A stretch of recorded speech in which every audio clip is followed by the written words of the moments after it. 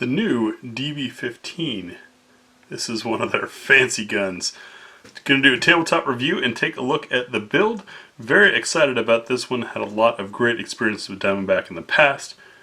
Coming up next on GBGuns.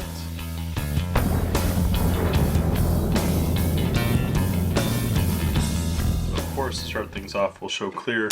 It came with a PMag included. Also, a set of Magpul backup sights. A very nice chamber flag. And before you laugh and say, chamber flag, those of you that shoot at ranges that require these know it's nice to have one come in the gun. And this one is not only built stoutly, as in for more than just shipping it in the box, but you've got this nice pull handle to be able to just rip it out when it's time to go. So I appreciate when companies go the extra mile and put a little more effort into little things like this that make the range trip more enjoyable. Also comes in a nice flambeau case. I don't have the means to show you that because my tabletop doesn't have space for that. But Diamondback, we've done lots of their guns. The DB380s, the DB9s, the DB9R, that's the PCC.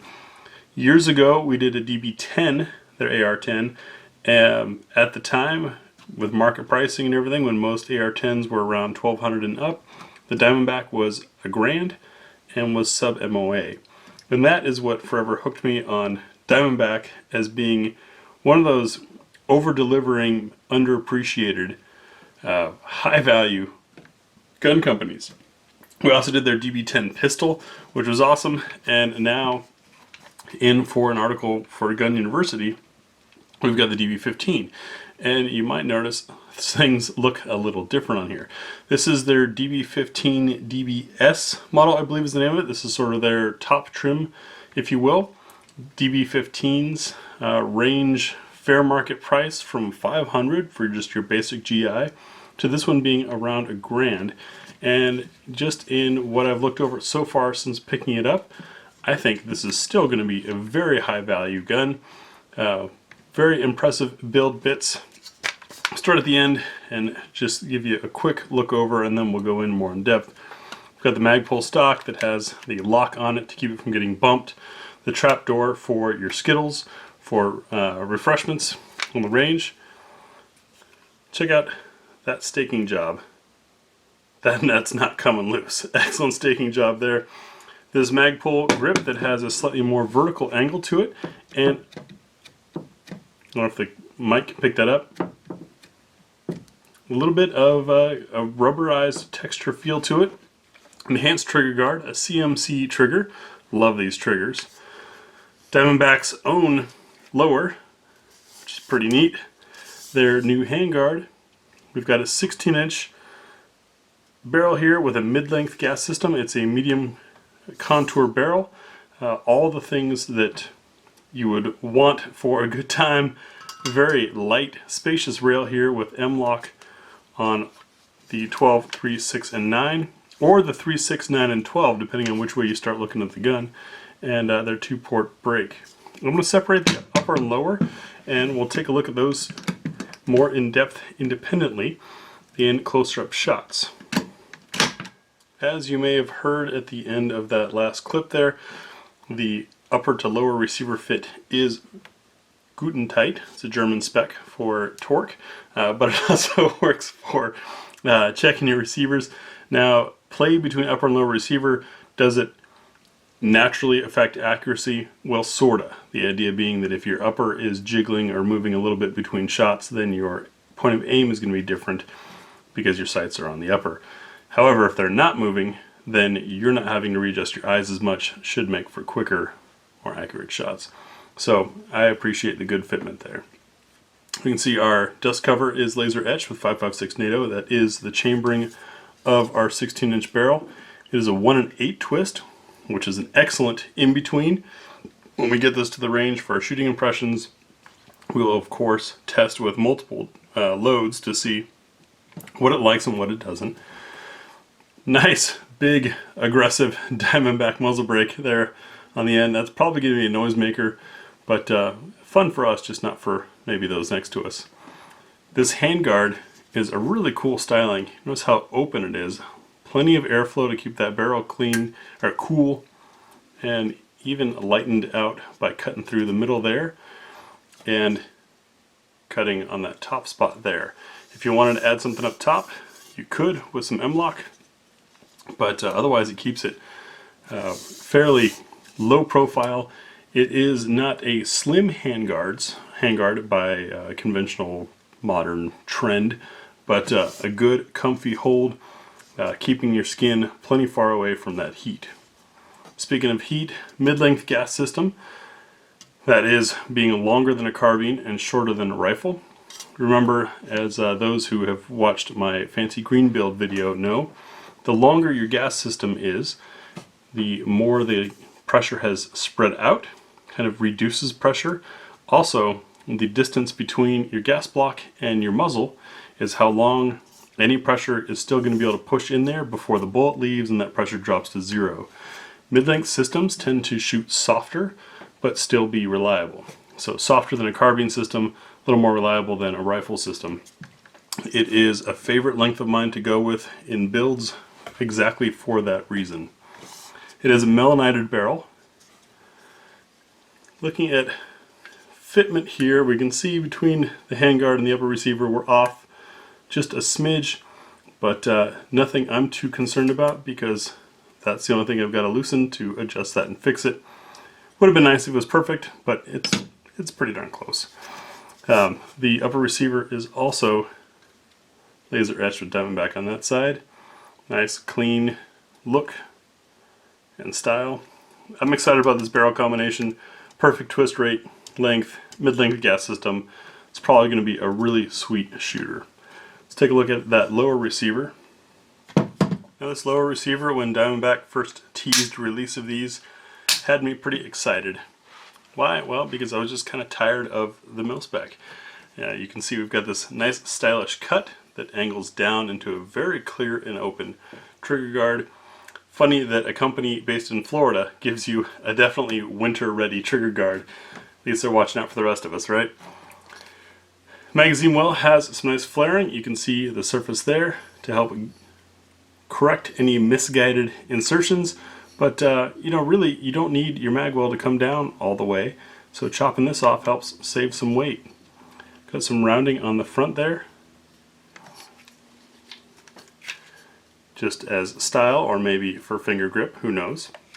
We will test when we get this to the range to see if, since this is a non-mil-spec, it's going to have any magazine issues. There is a slight chance that maybe this mag catch is not in the exact same spot. It would be. We'll run it through a multi-mag test and I'll let you know. Bolt catch release is standard.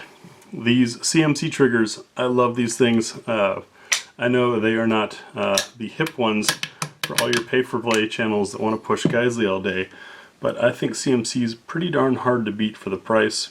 They're incredible and incredibly fast, so I'm excited to see that being used there. Give you a look inside the receiver. Very, very clean, immaculate construction style. And here's another shot of that grip angle. I like these more vertical-ish grips rather than being swept back super steep. They make it more comfortable to have the gun closer to you. That works well for those of you that wear body armor and like to shoot chest towards target. It's also great on the bench where you end up with a reduced length of pull between your shoulder and the trigger. Makes it a lot more comfortable to shoot. So far, like I said, excited at everything about this. Seems nice. The bolt mag and safety interfaces, being a standard GI, well, they work. I've never had a problem with them. And although they did gamble on going with an aftermarket trigger and grip, I think they're good choices. Swapping out these things, that's where you start to get into people's personal preferences, and I'd rather save the money and do it myself, which is exactly what Diamondback is offering in a rifle of this quality with this equipment for around $1,000 as of current market pricing. Next, let's take a look at that bolt carrier group. And here's our bolt carrier group. Appears to be standard GI setup, minus the laser etching on there. I believe melanite. It's got a nice rich black to it. Take a look at the staking there. And staking, I'm not sure if it's overrated or not. I've never had a gas key come loose on me, even in my time in the Army. But you can see it divots in just enough to make contact with those screws to make sure that gas key is not going to go anywhere. Good enough for me. Looking around the back side of the bolt, nice rounded edge here. We do have a bit of a sharp spot right there, but that's pretty common.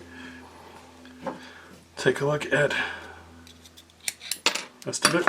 Even length on our firing pin retaining pin. There's a firing pin, you can tell it's been test fired. Pop out our bolt cam pin, which does show the wear marks of it having been test fired. The bolt itself is magnetic particle inspected, as you can see there. And nice richness. Sorry about the glare there, guys. I'm not sure what's going on with the camera today, but we have two tones of color. Almost like this shoulder here has a different coating on it. Still a little bit of carbon from the test fire. We'll take a look at our extractor setup.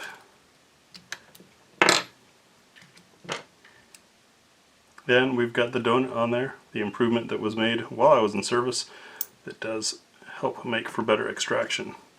So overall construction, on par with or better than everything else out there, at a price that is reasonable for what you're getting. So I'm looking forward to this. That DB10 that we shot years back, no kidding, sub MOA for around $1,000 was one heck of a rifle. And Diamondback has passion on these things. You can tell in the quality of build and in the materials selected that they care about this stuff working right. I'm really excited about this barrel setup. I think it's just about perfect for being your everyday gun through to shooting accuracy wise. When we do our shooting impressions video, you can expect, like I said, the multi-mag test. Man, don't you hate it when these cotter pins don't want to go in perfectly every time?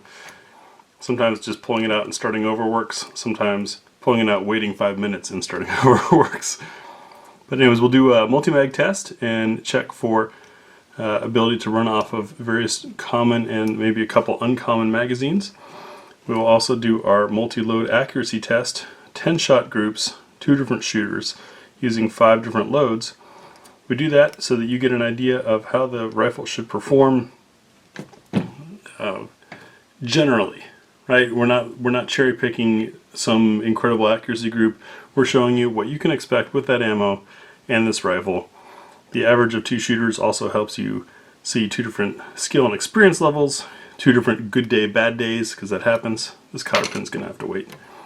Oh, and our gas rings are fine. The bolt can stand on, the carrier can stand on the bolt without pushing it in.